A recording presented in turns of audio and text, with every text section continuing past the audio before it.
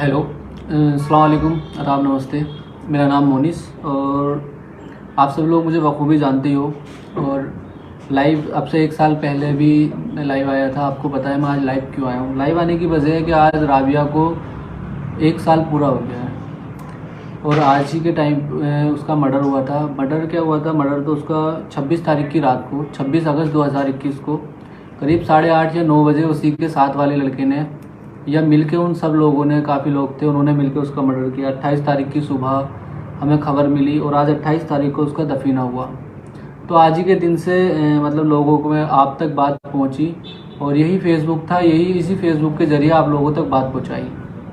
1 साल पूरा हो चुका है तो हम लोग उस केस में लड़ भी रहे हैं, आपको सभी पूरी खबर है। बाकी कुछ टाइम ऐसा आया बीच में कि ना मैं आपसे कनेक्ट हो पाया, ना परिवार आपसे कोई कनेक्ट हो पाया और अभी तक कोई बात आप तक नहीं पहुंची। तो लोगों को लगा शायद पैसे लेकर के या शायद परिवार को कुछ ऐसा दे दिया कि जिसकी वजह से चुप हो गए। मतलब ऐसी क्या वजह रही, लोगों ने सोचा और लोगों के दिमाग में यही चीज़ बखूबी चलने लगी। क्या हो सकता है कि मतलब परिवार दबाव में आ गया है या परिवार ने पैसे खा लिए हैं जो परिवार चुप हो गया। तो आज मैं सिर्फ आप लोगों को यही बताने आया हूँ कि अभी केस का जो मसला है, आज 1 साल पूरा हो गया है। पहले तो मैं अपनी बहन को भावपूर्ण श्रद्धांजलि देता हूँ, अल्लाह उसे जन्नत अता फरमाए। और एक वही दौर था कि आप लोग सब लोग साथ आए, वहाँ पर ना कोई हिंदू ना मुसलमान, किसी तरह की कोई बात नहीं थी, सब लोग मिलके ही साथ आए और हौसला दिया। मैं तो कुछ भी नहीं था, मेरा इतना वजूद नहीं है, ना मेरे परिवार का इतना वजूद कि हम लोग आगे बढ़ते और ना हम आगे बढ़ सकते थे। आगे बढ़ने की हमारी कोई ऐसी वो भी नहीं था ज़रिया कि हम बढ़ सकते, लेकिन यही फेसबुक था, इस पे आके मैंने पोस्ट डाली और पोस्ट डालने के बाद में ये चीज़ आगे बोली, तभी ये जा कर के कुछ आगे बढ़ पाए और आगे पहुँचे। तो आज जो यहाँ पे लाइव आने का मसला है, मसला सिर्फ इतना ही है कि मतलब मैं क्यों लाइव आया हूँ। तो लाइव आने की वजह है क्या, अब जो केस में चल रहा है फ़िलहाल उसमें हमारे एडवोकेट महमूद प्राचा साहब इस केस को संभाल रहे हैं और परिवार की सभी, मतलब जो उन्होंने ही बोला है कि परिवार को मीडिया के सामने नहीं आना है और मीडिया के सामने बातें नहीं करनी है। और जो वो कातिल है जिसने राबिया का मर्डर किया था, उसके अलावा मैं आज भी कह रहा हूँ और परिवार भी इस चीज़ को कह रहा है कि उसके अलावा उस केस में और भी लोग शामिल हैं जिसकी अभी तक निष्पक्ष जाँच होनी चाहिए। केस फ़िलहाल हरियाणा कोर्ट में चल रहा है और जो वो जिसने मर्डर किया था, अपने ऊपर इल्ज़ाम लिया है, वो है और उसके साथ वाले और दरिंदा, उनको फांसी तक पहुंचना चाहिए। फ़िलहाल केस में मांग इतनी है कि केस दिल्ली आए। अभी क्या है कि मतलब एक दौर था, मैं आपको शुरू से आज बताता हूँ क्या मसला। 26 तारीख की रात को राबिया दिल्ली मतलब अपनी सिविल डिफेंस अपनी जॉब पर जाती है और जॉब पे जाने के बाद में वो नॉर्मल डेज़ की तरह रात को करीब 8:30 बजे घर नहीं आई, ठीक है। करीब 27 तारीख की सुबह में 8 या 9 बजे घर वालों को पता चला, घर वाले थाना गए। मैं उस वक्त ऑफिस में था और मेरे पास करीब 11:30 या 12 बजे ऑफिस में कॉल आती है जो मेरे डैडी की आती है। राबिया मेरी कज़िन सिस्टर थी और मेरे लिए मेरी सगी बहन से बिल्कुल सगी बहन की बराबर थी। और मेरे पास कॉल आती है और मुझे बताया जाता है कि मेरे पापा की कॉल आई। क्या वो मतलब थोड़े नर्वस थे, परेशान थे। क्या बेटा तुझे पता है तेरी मामा की बेटी का यानी राबिया का इंतकाल हो गया है। मैंने कैसे? उन्होंने कहा कि पता नहीं मर्डर हो गया है, वो दिल्ली में और हम लोग यहाँ थे अपने घर गाँव में, ठीक है, यूपी में। अब उसके बाद में वहाँ से हम लोग पहुँचे, उसको जनाजे को लाया गया करीब 27 तारीख की रात को लगभग 11 या 12 बजे। उसका जो पोस्टमार्टम होने के बाद उसकी बॉडी थी वो गांव पहुंची, यूपी मुरादाबाद। यूपी में पहुंचने के बाद में सब लोगों ने बताया कि मतलब नॉर्मल हम लोगों में खबर थी कि लड़की को गोली मार दी गई है, वो अपनी ड्यूटी पे थी, कि उसको गोली मार दी या कुछ ऐसा हुआ। और मतलब नॉर्मली उसको, हम लोग को भी यही लगा शायद हो सकता है ड्यूटी पे थी, जॉब कर रही है, ठीक है, सिविल डिफेंस में, तो हो सकता है कोई मुठभेड़ या कुछ ऐसी बात हो गई हो कि उसको गोली मार दी। पर ऐसा नहीं था, उसका प्रॉपर मर्डर हुआ था। जब रात को 10:30-11 बजे घर वाले पहुँचे, मैं भी पहुँचा, वहाँ जाके हमने देखा तो मतलब चेहरा देखा, चेहरा कटा पड़ा था। तो चेहरे पे ऐसा कटा हुआ चेहरा था, चाकू के निशान थे या नाक कटी हुई थी और भी काफ़ी चीज़ें मैंने आपको पहले भी लाइव में बताई थी। तो वो चीज़ देखने के बाद ऐसा लगा, फिर मैंने घर वालों से कहा कि मतलब हिम्मत करके कि मुझे नहीं लग रहा है कि मैटर कुछ और ही है, हो सकता है कुछ एक लोगों ने, हो सकता है इसके साथ रेप हुआ या हो सकता है इसके साथ कुछ और भी घटना हुई हो, क्योंकि जैसी कंडीशन में बॉडी है मुझे नहीं लग रहा कि एक आदमी का ये काम है। तो 28 तारीख को, जब आज ही के दिन 28 तारीख को 1 साल पहले उसका दफीना हो गया, दफन हो गया। तो दफन होने के बाद में हमने देखा, दफन से पहले मतलब जो नॉर्मली उसको नहलाने के लिए लेके जाते हैं, गुसल करवाते हैं, तो उस गुसल के वक्त में क्या हुआ कि घर वालों ने सबने नॉर्मली लेडीज़ होती हैं वहाँ पर, उन लेडीज़ ने मतलब उसकी बॉडी को देखा, और बॉडी को देखने के बाद में बॉडी को नहलाया। तो मतलब मम्मी ने उस वक्त बताया कि उसके ब्रेस्ट वगैरह अंदर बॉडी पे काफ़ी चाकू के निशान हैं। मतलब ऐसी कंडीशन थी कि मैं आपको बता नहीं सकता था, ठीक है। मतलब बहुत ही मतलब वक्त था उस टाइम, तो हम उसको नहीं देख पाए। फिर मैंने घर वालों से कहा कि देखो ऐसा है कि इस बात को हमारी इतनी औकात नहीं है कि हम इस बात को ऊपर आगे पहुंचा सकें या आगे तक ले जा सकें, तो ऐसा क्या करें कि मतलब ये बात हम आगे पहुंचा दें।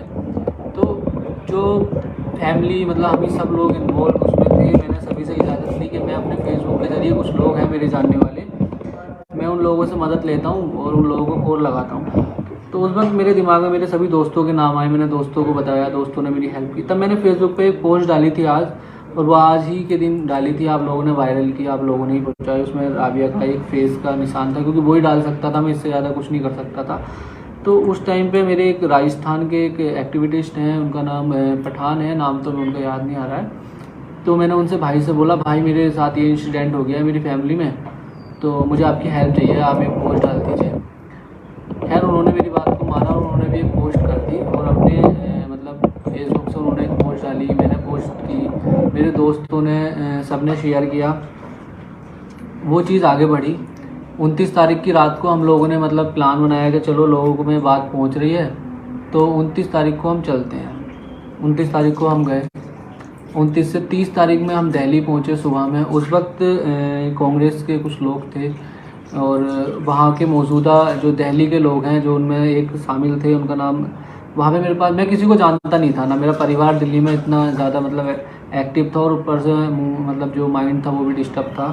तो जो चतुर्वेदी जी एक मतलब महिला कांग्रेस की हैं, उन्होंने, मैंने इमरान भाई से कांटेक्ट करने की कॉल की, दिल्ली कांग्रेस। तो इमरान भाई ने भी मतलब वहाँ पे भेजा, और जो लेडीज़ थी चतुर्वेदी जी, उन्होंने मेरी निकिता चतुर्वेदी जी से मेरी बात हुई, उन्होंने, वो लोग आए कि हम लोग आपके साथ हैं, आप घर पहुँचिए। उसी वक्त मोहल्ले के कुछ और भी लोग थे जो मुस्लिम कम्युनिटी से थे, इमामुद्दीन भाई और भी काफ़ी लोग थे। इन लोगों ने भी मतलब आए, ये लोग साथ में खड़े हुए, तो मतलब वहाँ से हौसला बढ़ना शुरू हुआ, वहीं से थोड़ी हिम्मत बढ़ी, और हम लोगों ने लड़ाई लड़ने के लिए शुरुआत की। और उस बीच कुछ ऐसे लोग भी आए थे जो डिमोटिवेट कर रहे थे, उन लोगों ने आगे बढ़ाया, फिर वही लोग पीछे को खींचने लगे, उनको क्या लालच हुआ क्या नहीं लालच हुआ, अल्लाह बेहतर जाने।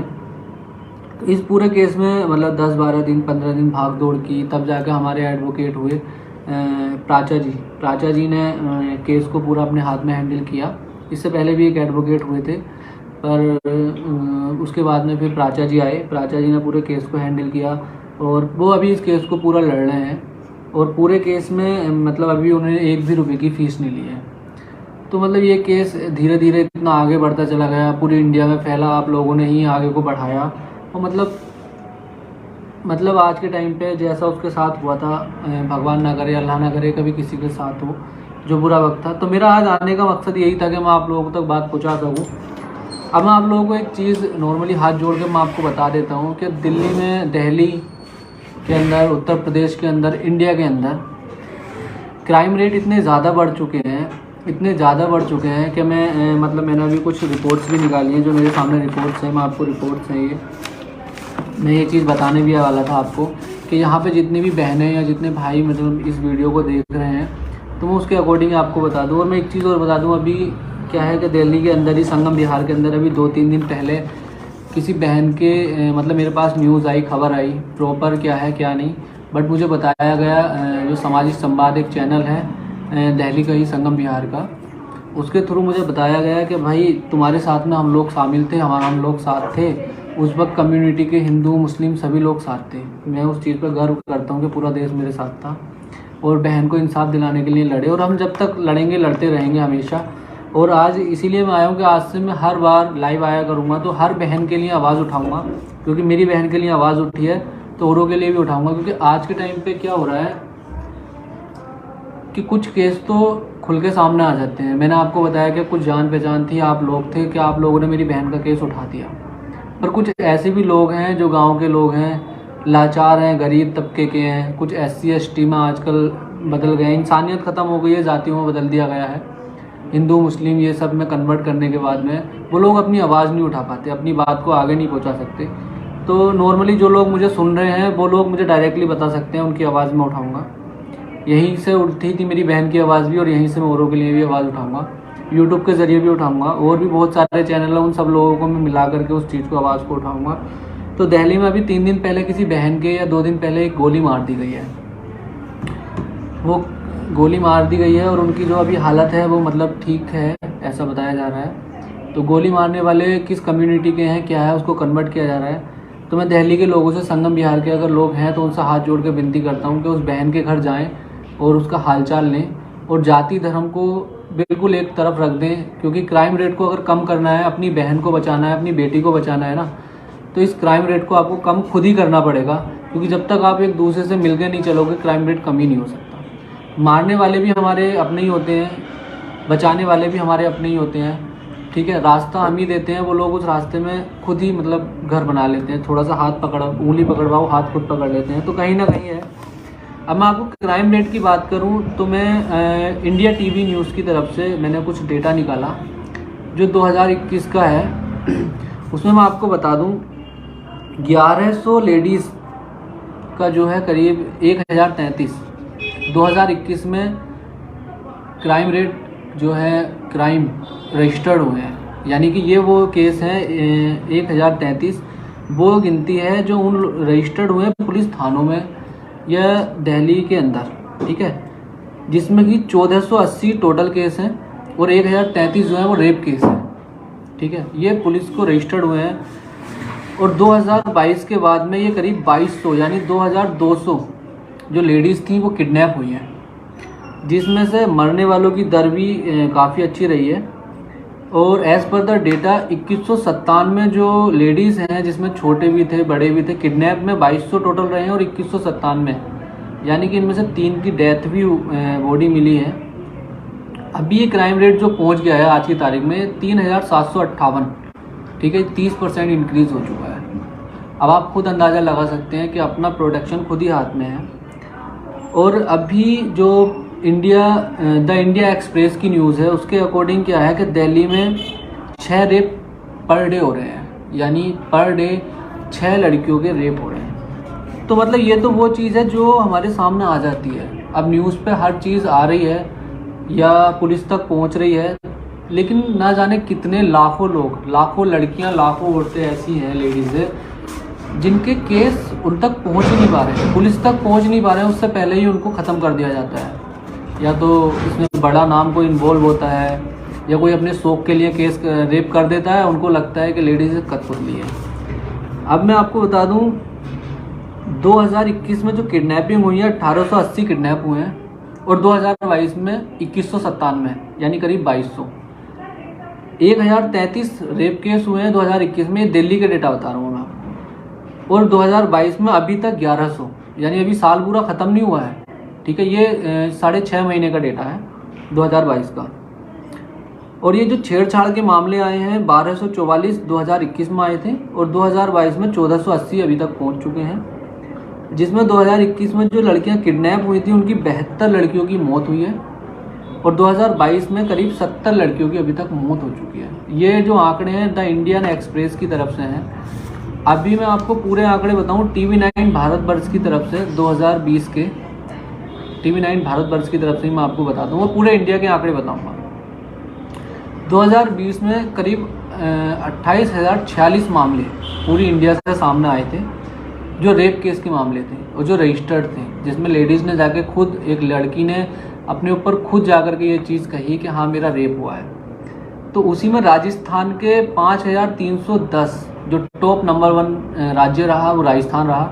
मैं यहाँ बीजेपी कांग्रेस या कुछ करने के लिए नहीं आया हूँ, ठीक है। यूपी में 2,770 केस, ये 2020 के आंकड़े हैं। एमपी में 2,339, महाराष्ट्र में 2,061 और असम में 1,657 केस सामने आए, जबकि दिल्ली में करीब 2,000 केस सामने आए।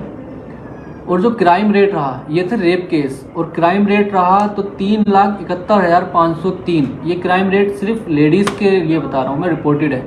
ये वो केस नहीं बता रहा हूँ, ये TV9 भारतवर्ष की खबर है। ये मैं आपको वो केस नहीं बता रहा हूँ जो आदमी मतलब जिसमें इन्वॉल्व है, जिसमें जेंट्स इन्वॉल्व हैं। ये वो केस है जिसके अंदर सिर्फ लेडीज़ इन्वॉल्व हैं। 3,71,503। अब आती है राजस्थान अनुसूचित जाति के लोगों के खिलाफ जो अभी तक हुए हैं, जैसे कि ऐसी लेडीज़ होगी जो SC ST के अंदर आती हैं। 2018 में 4,607 केस सामने आए, 2019 में बढ़ के 6,794 और 2020 में 7,017 केस हो गए। इसी तरह से यूपी में जो मामले सामने आए क्राइम रेट लेडीज़ के खिलाफ, 2020 के आंकड़े बता रहा हूँ आपको, तो 49,385।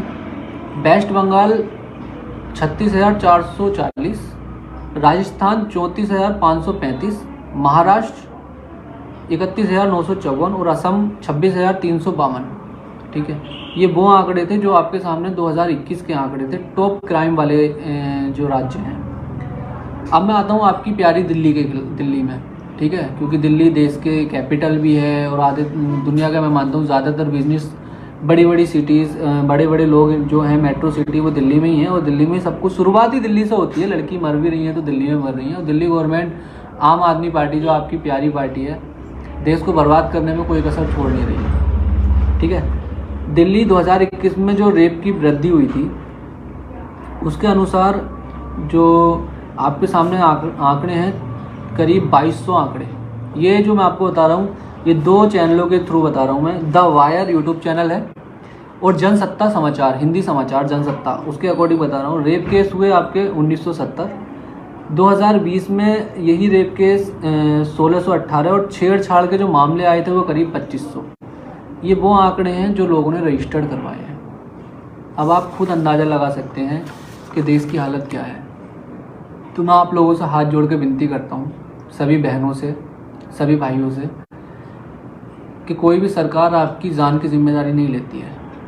आम आदमी पार्टी के लोग हों, बहुत लोग आए आम आदमी पार्टी के जिम्मेदारी लेने के लिए। जब मैं इस केस में इन्वॉल्व था तो परिवार को खुद लाइव आकर के फरहान याया जी का चैनल हिंदुस्तान लाइव, वो चैनल से लाइव आकर के उन्हीं के सामने बात है, घर पर ही, करीब 2 सितंबर की बात है, 2 सितंबर रात के टाइम पे जो आम आदमी पार्टी के मौजूदा राज्यसभा सांसद या मौजूदा मतलब मंत्री हैं इमरान साहब, इमरान हुसैन, ठीक है, उन्होंने आकर के मौजूदा घर फैमिली के लिए वादा किया। ठीक है, और वो फैमिली के साथ खड़े थे। ठीक है, मौजूदा हालत में उन्होंने फैमिली के लिए 10 लाख रुपए देने की बात की थी परिवार को। वो किस वजह से नहीं दिए गए क्या नहीं, मैं यह मांग नहीं कर रहा हूँ आपसे, बस मैं आप लोगों को ये बताना चाह रहा हूँ। उसी दौर में काफ़ी और लोग भी आए जिन लोगों ने आगे बढ़ने के लिए कदम साथ दिया और बाद में वही लोग आगे बढ़ करके पीछे छुड़ा देते। ठीक है, मैं यहाँ किसी नेता की बुराई करने के लिए, नेता तो बहुत इमरान हुसैन, जो इमरान हुसैन आपके खाद्य मंत्री हैं दिल्ली में जी, वो विधायक भी हैं शायद किसी कहीं से विधानसभा से शायद। तो उन्होंने मतलब आपसे आकर के क्या वादा किया था जब ये राबिया साहब का केस उठा था 2021 में? ये अगस्त और सितंबर की तो बात है ना, 1 साल हो गया आज पूरा जी। अगस्त में जब ये केस उठा था, जब उसमें रेप हुआ था उनका, ये कहना है ना आपका, तो उसमें इमरान हुसैन ने क्या वादा किया था आपसे आकर के, उनकी फैमिली से क्या सिंपैथी थी? मतलब सर, जो इमरान साहब आए थे हिंदुस्तान लाइव के थ्रू, पहली बार जब घर पे आए थे तो वो आके परिवार का उन्होंने हालचाल लिया। मैं उनका शुक्रगुजार हूँ कि वो घर पर आए और 3 मंजिल ऊपर रहते थे, मामा किराए पर रहते हैं, तो वहाँ पे चढ़ के आए, काफ़ी हिम्मत की। और आने के बाद में उन्होंने पहली बार में हालचाल पूछा, परिवार को मतलब सद्भावना दी और आराम से उसके बाद में दूसरी बार फिर आते हैं। आने के बाद में रात में ही फरहान याया जी आए हुए थे, उनके चैनल के थ्रू वहाँ पे सभी लोग मौजूद थे। वहाँ कुछ 1-2 ऐसे दंगाई लोग भी आ गए थे। अब सर हमारे लिए तो वहाँ सभी हमारी बहन के लिए आए थे, हमें तो किसी से कोई मतलब नहीं। इमरान साहब की वहाँ चैनल पे बात हो रही थी तो फरहान साहब ने पूछा था उनसे सवाल कि आप परिवार के लिए क्या मदद करेंगे, जबकि हमारी तरफ से कुछ भी नहीं था। तो इमरान साहब ने वादा किया था कि वो परिवार को 10 लाख रुपए आम आदमी पार्टी की तरफ से मुहैया कराएंगे। ठीक है, मतलब एक जो परिवार को आगे को थोड़ी सी इतना मतलब बुरा वक्त है तो आगे चल के कुछ मिल सके, तो इसलिए उन्होंने 10 लाख रुपए का वादा किया था। पर उसमें क्या वजह रही क्या नहीं, और वो उन्होंने बोला था कि इसको मैं जल्दी से जल्दी करा दूँ। अभी 1 साल कंप्लीट हो गया है, तो मतलब इमरान साहब तो बात करना ही गायब वैसे हो गए जैसे। अच्छा, आम आदमी पार्टी ने कोई सहयोग किया आपका किसी जांच में? माननीय अरविंद केजरीवाल मुख्यमंत्री दिल्ली सरकार ने किसी जांच में या फिर किसी तुम्हारा सहयोग किया, कहीं मतलब सिंपैथी देने की कोशिश करी अरविंद केजरीवाल जी ने? सर, जैसा कि वो चाहिए मुख्यमंत्री हैं सर जितनी बड़ी बड़ी बातें वो महिलाओं के लिए करते हैं, महिला सुरक्षा के लिए करते हैं, क्या उन्होंने ऐसा कुछ किया तुम्हारे साथ जैसे ये केस हुआ था? तो सर जो मैं अभी आपको बता ही रहा था, दिल्ली में पर डे 6 रेप केस हो रहे हैं, ठीक है। और वो एक सिविल डिफेंस में काम करने वाली लड़की थी, और सिविल डिफेंस उन्हीं का बनाया हुआ एक चैनल है, उन्हीं की एक ऑर्गेनाइजेशन है। तो मतलब पहली बात तो सद्भावना उनको ये देनी चाहिए थी कि बेटी होने के नाते, दिल्ली की बेटी होने के नाते उनको घर पे आना चाहिए था। उनके हर जगह वो चले जाते हैं, दूसरे राज्य में जाके वो मिल रहे हैं। दिल्ली में ये सब हुआ, लेकिन वो 8 दिन के लिए नजरबंद हो जाते हैं। अरविंद केजरीवाल जी ने आपका कोई सहयोग किया, आपसे कोई कांटेक्ट किया, आपको कोई मतलब सहयोग कोई किया जांच में, किसी बात में आपको सिंपैथी दी कि हाँ हम आपके साथ हैं? सर मेरे पास तो और मेरे परिवार की तरफ से तो अरविंद साहब की तरफ से कुछ भी नहीं आया था, ठीक है। इमरान साहब ने ये बात कही थी कि मुझे अरविंद केजरीवाल जी से मैंने बात की है, ये 10 लाख रुपए का उन्होंने ही वादा किया है। तो जब इमरान साहब ने ये बात कही थी 10 लाख रुपए का वादा, और जाहिर सी बात है उनके थ्रू गई है, तो वो वादा क्यों झूठा हुआ? अभी तक कोई मतलब आपकी कनेक्टिविटी नहीं है? नहीं, कोई कनेक्टिव। फिर मनीष सिसोदिया, दिल्ली के अरविंद केजरीवाल साहब मतलब नज़रबंद हो गए थे, उनको कुछ शायद पूजा पाठ करनी थी, भगवान की पूजा करनी थी, तो ये तो अच्छी बात है भगवान के लिए। तो 10 दिन के लिए वो उस टाइम पर जब ये केस हुआ था 30 तारीख के बाद में 10 दिन के लिए हो गए। लेकिन मौजूदा एक्स मतलब जो 22 सीएम है, डिप्टी सीएम मनीष सिसोदिया जी, तो उनको तो पता था, पूरी इंडिया को पता था, सभी को पता था। फिर क्यों मनीष सिसोदिया जी ने मतलब इस बारे में बात नहीं की? क्यों दिल्ली सिविल डिफेंस जहाँ वो वर्क करती थी, वहाँ के जो डिफेंस में थी, ये डिफेंस और ये सभी चीज़ें वहाँ के जो मौजूदा हैं। अच्छा, जैसा आपको सहयोग नहीं किया आम आदमी पार्टी ने या अरविंद केजरीवाल जी ने, क्योंकि मुझे तो सरकार उनकी उन्हीं की है वहाँ पर, तो ऐसा तो नहीं है कि ये लोग विपक्ष से मिले हुए थे, आपको धमकियां तो नहीं मिली? सर धमकी कहीं से नहीं मिली, बट धमकी मिलना ना मिलना तो एक ही चीज़ है। जब मदद ही नहीं मिल रही तो वो तो एक तरीके की वही हुई ना कि ऐसा तो नहीं है आपके पास किसी का ऐसा तो नहीं आया कि केस वापस ले लो? नहीं, ऐसा नहीं आया किसी का भी कि केस वापस ले लो या केस का। लेकिन जो शिकायत है वो सिर्फ इतनी है कि आज भी 1 साल हो गया, ठीक है। वो तो शुक्रगुजार हूँ मैं महमूद प्राचा साहब का, उन्होंने उस केस को अपने हाथ में लिया। तो आप जब किराए पर रहते थे और फाइनेंशियल कंडीशन डाउन थी फैमिली की, तो उन्होंने गुजारा कैसे कर रही है फैमिली? और अभी तक गुजारा उन्होंने मतलब अपना कैसे चलाया? दिल्ली में तो खर्चे भी बहुत है। गुजारा जो उत्तर प्रदेश के गांव के रहने वाले हैं, मैंने सुना बंका वाला जी, यूपी मुरादाबाद के रहने वाले हैं, तो यूपी गवर्नमेंट भी इसमें इन्वॉल्व होनी चाहिए थी, बट यूपी गवर्नमेंट ने भी कोई इन्वॉल्वमेंट नहीं दिया। एक्चुअल में क्या है कि उनका जो छोटा बेटा है वो एक मेडिकल पे जॉब करता है, और मतलब ऐसी ही हल्की फुल्की, और जो बड़ा बेटा है वो अभी फर्नीचर वगैरह पापा के साथ हेल्प करने लगा है। तो जहाँ थोड़ा थोड़ा काम मिल रहा है, जो पहले चल रहा था उसके अकॉर्डिंग जो थोड़ा थोड़ा मजदूरी मेहनत करके वही गुजारा हो रहा है। इसके अलावा तो कुछ ऐसा खास कर नहीं रहे हैं। केस में भागना भी है, भाग दौड़ भी करनी है, तो मतलब फैमिली की जो कंडीशन है वो तो इतनी अच्छी नहीं। अच्छा, मतलब राबिया से काफी सहारा था फैमिली को? हाँ सर, अब जॉब करती थी बच्ची, अब जॉब करती थी तो उसको सहारा तो होगा ना। और ट्यूशन पढ़ाती थी, सबसे मेन चीज़ थी घर पे वो ट्यूशन पढ़ाती थी, तो करीब 15-20 हज़ार रुपये महीना तो वो ट्यूशन से कमा लेती थी।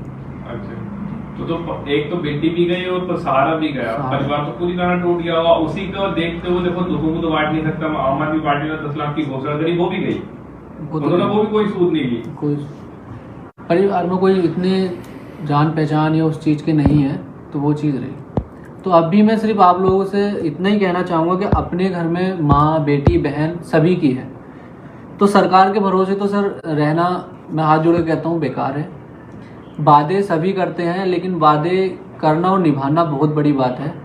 तो अपनी बहन और बेटी की जिम्मेदारी आप खुद लें, और अपनी बहन और बेटी को इस काबिल बनाएं कि सामने जो एक जालिम खड़ा है, जो एक अपने बहसी हफ्सी खड़ा है बेटी को नोचने के लिए, खाने के लिए, उससे लड़ने की हिम्मत उसके अंदर खुद आनी चाहिए। और ये आंकड़े आपके सामने हैं, ये आंकड़े हर साल बढ़ ही रहे हैं, ये आंकड़े कम नहीं हो रहे हैं, ठीक है, ये लिखे हुए हैं मैंने। और भी काफ़ी सारी चीज़ें हैं जो मैं आपको बताना चाहता हूँ, पर सारी चीज़ें मैं एक बार में नहीं बता सकता, हर बार आपके साथ आऊँगा और बताऊँगा मैं। तो आज राबिया को 1 साल पूरा हो गया है। आप लोगों से गुजारिश है कि आप लोग एक बार उसको अपनी अपनी पोस्ट ज़रूर करें, और उसके लिए अभी हम लड़ते रहेंगे जब तक उसके कातिलों को फांसी ना हो जाए, क्योंकि अगर इन लोगों को फांसी नहीं होगी तो ये क्राइम बढ़ते रहेंगे। अपनी बेटी को इस काबिल बना दें कि वो इन चीज़ों से लड़ सके। मतलब जो कंडीशन मैंने या मेरे परिवार ने फेस की है वो कंडीशन आप फेस ना करो, या जो हम फेस कर रहे हैं केस को लंबा, वो आप फेस ना करो। केस को जितनी जल्दी हो सके मतलब यहाँ तक पहुँचने की नौबत ही नहीं देनी चाहिए। पहली बात तो अपनी बेटी की खुद हिफाजत करेंगे आप, खुद देख रेख करेंगे तो वही सही है, अन्यथा कब क्या हो जाए किसी का कोई भरोसा नहीं है वक्त के साथ। तो मैं हर बार आपके लिए वीडियो बनाता रहूँगा, लाता रहूँगा। अगर किसी के साथ कोई दुर्घटना हो रही है और वो नहीं कह सकता है तो वो मेरे थ्रू आए और मैं उनकी बात को रखूँगा यहाँ पर, और आप लोग मेरा सहयोग करें। अभी तो इतना वजूद नहीं है मेरा, बट मैं जल्दी इंशाल्लाह एक ऑर्गेनाइजेशन बनाऊँगा एक इस तरह से कि हम लोगों की मदद कर सकें, उन तक पहुँच सकें और उनकी बात को अपने थ्रू यहाँ रख सकें। और मैं जल्दी इस चीज़ की कोशिश करूँगा कि एक ऐसा NGO जहाँ से हम लोगों तक मदद पहुँचा सकें। अभी जैसे केस चलते रहते हैं 10 साल 20 साल, अब परिवार, गरीब परिवार ऑलरेडी होता है, उसको मदद होती है, नहीं है, मदद की ज़रूरत होती है। तो हर परिवार के लिए हम मदद कर सकें, ऐसा मैं कुछ करके लाऊँगा, ऐसा कुछ करेंगे। क्योंकि जो सामने होती है वही है ना कि सर ठोकर लगने के बाद ही पता चलता है चप्पल का महत्व क्या है। तो एक्चुअल में ज़िंदगी यही है। बाकी आप लोगों ने काफ़ी साथ दिया और हमेशा ऐसे साथ देते रहे हर बहू बेटी के लिए। जिसके साथ गलत हो रहा है, आखिर में विदा चाहता हूँ और थैंक यू।